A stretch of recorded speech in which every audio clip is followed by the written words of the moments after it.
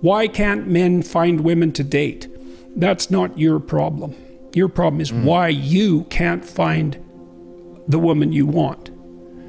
Yeah. And you have to assume that's your problem, because otherwise you have to assume that it's the women's problem. And really? They're all wrong and you're right. Really? Lucky you. Maybe you are. You're an undiscovered gem of some sort. Probably not. Women are more picky in their mate choices than men, especially sexually. That's the case in every culture. And it's not surprising, because women have more at stake sexually than men do, per episode, because men don't get pregnant, obviously. And so that female pickiness that's the case. That's definitely true. Whether it's worse now or not, I doubt if it is. I would say to young men who are irritated at women is, if you're irritated at women, as a class of creature, there's something wrong with you, because they're right. You're wrong. They're right to not pick you. If they're not picking you, it's because they're right. With girls when I was young, so I know what that rejection is like. I know what that fear is like. I don't know it as well as some men know it, because I wasn't rejected outright. But what you have to understand is that, what do you expect from women? If you got pregnant because you had sex, you'd be pretty damn choosy too. So, clue in a bit. And then, well, don't they find you attractive? Well, maybe you're not.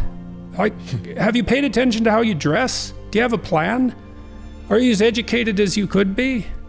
Are you a liar? Are you a rabid pornography user? Because maybe that's undermining your motivation to seek out a woman and grow yourself up. It's like, if you're rejected constantly and you're out there really trying, because that's another thing to ask yourself is, well, how many women have you actually asked out? And are you so sure that you're not picking women who will certainly reject you because you're trying to bat out of your league? Because you might be. So, and I'm speaking about this as a clinician too, because I had plenty of men in my practice who were radically unsuccessful with women. I had one man in particular, he was so afraid of women, he couldn't use the phone. He was too afraid of everyone to use the phone. And he had been bullied like mad, and he had his problems. So I know what this is like, but pornography is a big problem. It's a big problem. It's a real curse, that pornography, in my opinion, because it's an easy out. And so we don't know what the consequences of that are. We're starting to understand some of them. But if you were better, you'd be more successful with women. Yeah. So you have to have that in your mind. And you cannot be angry at women. It's stupid. Women, it's like women being angry at men. It's a sign of psychological trouble, that. Be a little stronger, dress a little better, speak a little more clearly, aim a little higher, and practice that, and that'll work.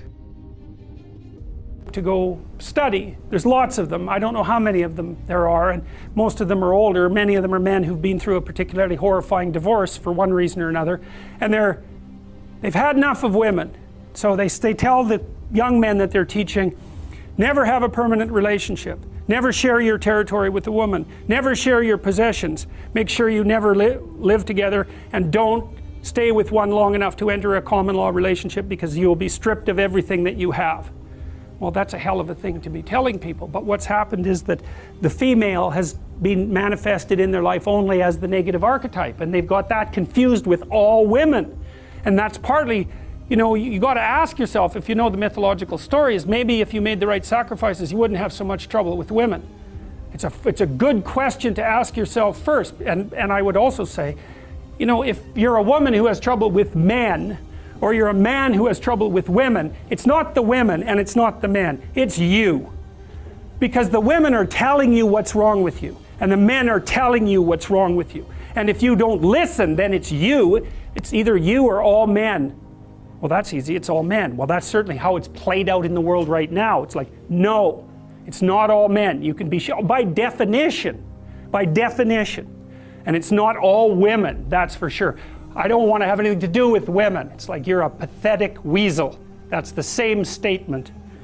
I think I was a little dismissive of the men going their own way, because I think I called them pathetic weasels. They're a group of people, mostly on the net, who've been burned in their relationships, or who conceptualize themselves as having been burned in their relationships, and they believe that the legal structure in particular in Western countries is so tilted against men, particularly in family dispute situations, and divorce settlement, that it's safer for men not to establish permanent relationships with women, not to cohabit with them, ever.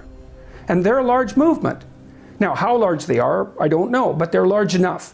And they have what I would regard as an undue influence over relatively bitter and resentful young men who haven't had great success in the dating market, and who are looking for a rationale to write off all women because they're so hurt by their continual rejection. And that is not good for those young men. And so the reason that I disparaged the men going their own way was because I had seen the pernicious effect, these are often older guys, the pernicious effect of their world-weary philosophy on young men. Now, these guys think that they're just warning them, and they are warning them, but they're not just warning them. You know, I've seen that in men. I went out with a group of men who were having trouble with their wives, and they'd gone off to this like couples retreat, and it was mostly rubbish, although they were trying a bit to get their lives together. And I spent a whole day with them. There were 3 of them, and one of them was a guy that I'd known for quite a while, and every single word he said was a lie. and all these 3 did the whole day was complain about their wives. And I thought, what the hell's wrong with you guys? Like, you picked them. They're these women you picked, you know, and maybe they have their flaws, but they're your wives. And that's how you talk about them? And you think they're the problem?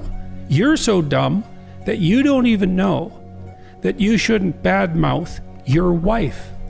Just because she's your wife. Like when Tammy and I got married, we had a discussion about that. It's like, she has her flaws and I have my flaws, but I'm her husband and she's my wife. And there's a certain respect that goes along with that category, if you have any sense. And so that's an extension of the same thing. You know, it's best to look to yourself. Now and then you can, you know, things have gone rotten in society, and you have to bear your responsibility. You have to address that at a social level and a communal level. But fundamentally, it's like, and you do so much less harm if you look to yourself first as the problem. And believe me, you're plenty of problem for you. You're all the problem you need for you. That's for sure.